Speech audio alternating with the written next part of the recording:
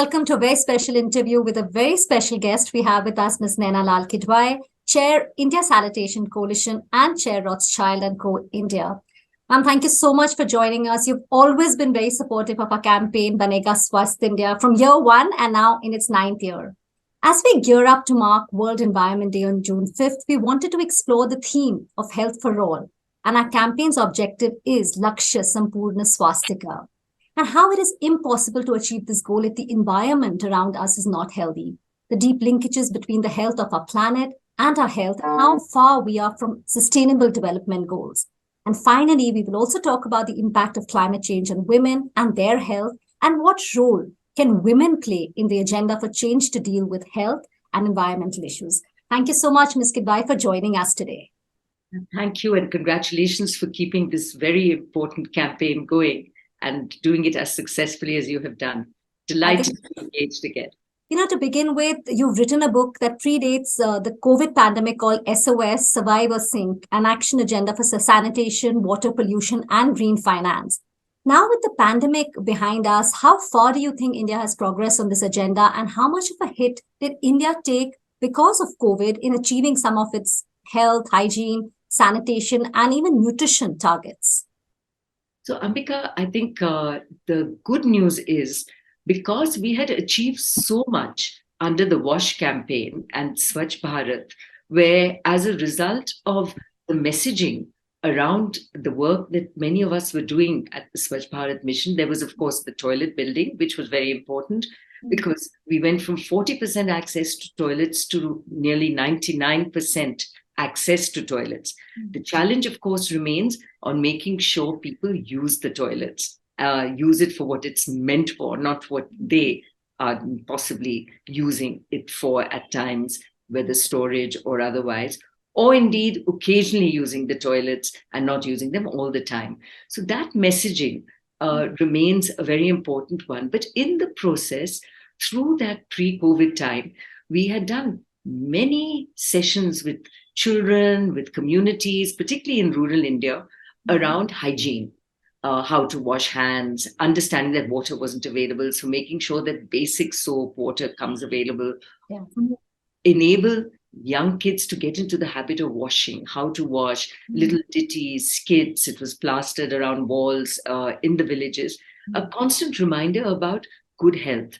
And good health was about an ODF free environment free from open defecation, so that you explained why you needed that clean environment so that kids would not get diarrhea. I mean, we had kids dying from diarrhea. If you think of how nervous and worried we get when one plane goes down and people are missing.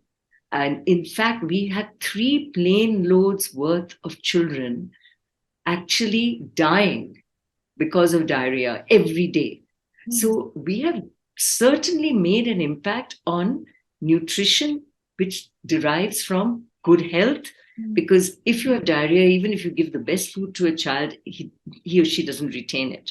So the clean environment became a very important part of the WASH messaging. And I believe, thanks to that, because COVID required hygienic behavior, it was much easier for community activity around staying clean, washing hands, understanding hygiene, than if we had not had the Swachh Bharat activity pre-COVID. I don't think there was a setback there in that it became harder for the not-for-profit community to wander through working with people. The face-to-face interaction stopped. But within communities, I think the activity continued. So I don't think we lost time in terms of what was required of us in terms of progressing on the Swachh Bharat front. We are also said to be the most populous country. In fact, we are in the world. What are the challenges that come about when it comes to meeting our health, again, hygiene, nutrition, and sanitation targets? It is actually our biggest challenge. How do we look after so many people in a way that they stay strong? Because this demographic dividend we talk about, which is an important one in terms of the math of having the ratio of young people to old people in favor of young people, is all very well. But if we have a lot of sick people, it doesn't matter how many people you have, because at the end of the day, they're not productive. So health becomes a key factor. And in order to have good health, I think right at the top of that messaging is water. How do we ensure that people have access to water, water to bathe, water to clean water to drink, and of course, water for the whole Swachh Bharat messaging around toilets, use of toilets. Water, I think, is a very key part of how we are going to ensure that we make this whole space of ours clean, hygienic, and critical for us going forward. Ms. Kidwai, your book also talked about the importance of the Swachh Bharat Abhiyan. How sustainable has the achievement of that campaign been since 2019 when we met the open defecation free targets? And also how sustainable has it been since then in improving our sanitation goals and its impact on our health targets of malnutrition, diarrhea, and so on, all our challenges? I think if you look at where we are in terms of the open defecation free space, while toilet access has been guaranteed, we need to spend a lot of money now on helping people repair toilets. In 30% of our toilets are still single pit in the rural environment. They need to move to twin pit, which is the gold standard. So that money has dried up somewhat, and we have to enable access so people can move ahead with ensuring that the toilets are usable. The critical area which we are working at in the India Sanitation Coalition is also around how you treat what goes into the toilet. And even more so in the urban environment, it is about setting up these FSTPs, fecal sludge management systems, which can ensure that as you collect the fecal sludge in one place, that it's also treated. Because if it goes right back into the fields, we're right back at square one. The whole Namami Ganga program along the Ganges, there are FSTPs, the pollution of the river is being aided. We do know, for example, that the river dolphins are back in many parts of our rivers. And it was wonderful to hear the director of the Namami Ganga program talking about how the river dolphins were back and they were counting them. And that told them that the success of the program was working. And what better than having natural habitats return, because we're able to clean things up again. So this whole program has to continue. We need funding at every stage from government, from corporates, and citizens. And all three working together is where it works best. So a humongous population also means that the amount of waste generated, both solid as well as liquid waste, is a growing concern. Do you see India is doing enough to tackle its waste crisis and its health and environmental consequences? Yes, you did tell us about the programs, but do you feel it's enough, and how more could we improvise? Because of a large population, but sadly also a very poor civic sense, what we have is a right royal mess, garbage just everywhere, and garbage beyond being able to be managed. Now, this garbage has value. I'm on the board of a cement company, Holcim, and Holcim has some of the best systems for capturing plastic to use it as energy in cement kilns. So, and elsewhere in the world, they pay to get this plastic, but someone has to help collect the plastic in a way that it gets to the company so that it can be used by them. And those linkages are what are missing. So what we need is proper segregation, yes, but segregation at the household level is less critical because we do not have a municipality or a system that knows how to deal with that segregation. There's no point you and I segregating this, and it's getting all mixed up. And I have visited many a municipality, and even if it stays segregated to level 4 and 5, by the 6th level, it's again got mixed up. So we need proper chains right from the way you and I segregate our garbage to when it reaches a Holcim for them to burn, or when it reaches a road building activity where plastic is being used and compressed into roads. Since we're talking that yes, population is a huge challenge in our country, how much of a pressure will it exert on the environment, our natural resources? We're already one of the most polluted countries in the world. It's always the headline, these many cities in our country are polluted. What are some of the policy interventions needed to ensure that our development is a sustainable one, given the existential crisis we're already in? So this is a huge question at every level.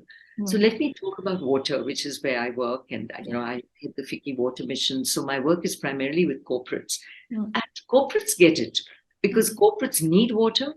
They understand that they must recycle what they have. If they're seen as drawing water away from the communities that live around from where their factories are, then those communities are going to object. So many corporates will look not just to recycle water, but also give back into the communities the water which they wouldn't otherwise have access to. We are working very closely with the ministry, the Drinking Water Ministry, in a lighthouse initiative, which we've adopted to start with 75 GPs, Gram Panchayats. Wow. And there are 10 corporates, the first 10 who are working to ensure that the districts where these corporates were already doing some work look to wastewater reuse. So grey water, which is the runoff from bath water, and it's not the sewage black water, but easier to treat with very light treatment systems, which can be homegrown. We show them how they can reuse the water for horticulture and for local farming and other reuse, even rewashing in some cases. So wastewater reuse is a big message. Conservation of water bodies is another big space. And the third is to make sure that the black water, the sewage, does not go and mess up the good water. And then, of course, is rainwater harvesting, check dams, making sure that you can hold water. One more interesting aspect you've talked about in the book is the role of women in sustainable management of water and sanitation, plus promoting green economy and green jobs. We know that whether it's climate change or lack of toilets and water, it definitely does affect women much more than men. We did speak about that. How can women be engaged in a role of, what role do you think they can play in sustainable development going forward, given the current gender inequality, unfortunately, in our country? And we are one of the lowest rates of women in the workforce as well. What we've got is, whether it's at the urban level where the Mahila communities that come together around water actually administer how water is shared. And it is women who are doing the collection. It is women who line up. It is the girl child, sadly, who has to miss school to go and get the water. It is the women who are doing the washing. So women and water and liberation from availability of water, the fact that we have a program on right now to deliver water on tap in each home is so critical. It liberates women. The washing machine liberated women in the Western world. Otherwise, half their day would go washing, right? So we need systems, we need infrastructure, we need women to be liberated from being the ones that are bound into the duties of water. But the other side of it is, because women understand this, they also conserve and save water. And I think that becomes the core. We actually saw an amazing exercise in Swachh Bharat, where in Chhattisgarh, the self-help groups, the women, got trained as masons to do the toilet building. Yes. Because they were going nowhere. They were not being able to meet their targets because they were short of masons. So one woman had put up her hand saying, if I want a toilet, but there's no one here to build it, show me how. And there was an excellent IS officer there who said, well, why not? Let's train them all. So 1 million women then get trained. Definitely, that push is needed. Just at the end, if you were to set the agenda today for sustainable development, then what are the 5 critical things that you think India needs to prioritize to ensure we survive and we don't sink? So, it goes without say, right, that I would say water. I think water at every level, stewardship for a corporate, where a corporate looks to being net zero in terms of the way it handles its water, so that there's no effluent, but also use, but also for each citizen in terms of some of the conservation and best practices we've suggested. So water to me is key in terms of what we as India and possibly the world needs going forward. I think the second is, I'll put it under the bucket of hygiene, but in that comes the whole Swachh Bharat things we have discussed, including, proper toilet, but waste treatment, making sure that communities understand what they're doing there. The third is the delivery of that infrastructure, which makes it possible. Okay. How do I deal with garbage? I should know my role, but someone has to also provide the infrastructure that enables that delivery, whether it is sewage treatment at another end, repair of my toilet, collection of plastic, whatever. I would say a fourth is really the ramping up of the SAGs and the women movement, as we've just discussed. Yes. That is such a big, and we don't have too many successful SAGs at the urban environment. Yes. So let's replicate those rural successes. It's harder in an urban environment because they're more migrant. You don't get that strong community. The connection. But there are many ways of making it work. And Mexico has a hugely successful urban microfinance thing. Let's learn from that. And the fifth, I would say, is just the opportunities and urgency of the way we invest in nature, our biodiversity, our forests. I mean, you're right there, Ambika, as part of this program. You're seeing how closely knit people's lives are to those forests. In fact, you've put those 5 points, really well. I mean, what we asked you and then how we can achieve it. I think that's what is core. Thank you so much. It's always a pleasure to speak with you. I mean, I think every time you speak with us, we learn so much. It's always a pleasure to have you on our show on Banega Swasth India. Thank you so much. Thank you, Ambika. Watch out for the launch of the country's first climate resilience school in Uttarakhand. That's our Environment Day special on 5th June on the NDTV network.